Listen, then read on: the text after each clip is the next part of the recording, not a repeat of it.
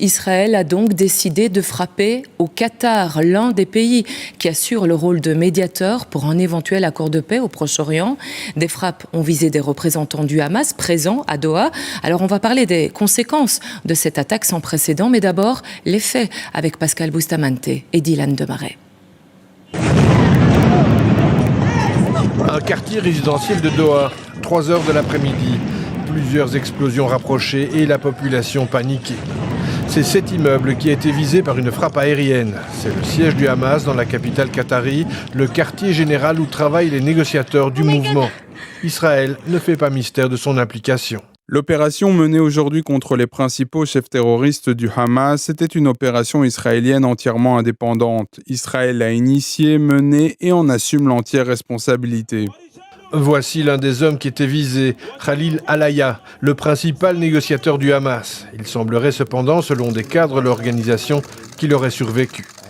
Le feu vert de l'attaque, en préparation depuis des mois, a été donné à la suite de la fusillade d'hier à Jérusalem-Est qui a coûté la vie à 6 Israéliens et qui a été revendiquée par les brigades Al-Qassam, membres du Hamas. La riposte d'aujourd'hui a été condamnée par le Qatar, mais aussi par la Turquie, les Émirats arabes unis, l'Arabie saoudite et l'ONU. A country that has been playing a very positive role to achieve a ceasefire and release of all hostages. I condemn this flagrant violation of the sovereignty and territorial integrity of Qatar.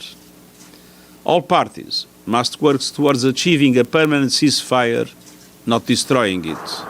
La France a elle aussi condamné l'attaque. Le président Macron l'a jugée inacceptable, quel qu'en soit le motif, tout comme les proches d'otages israéliens.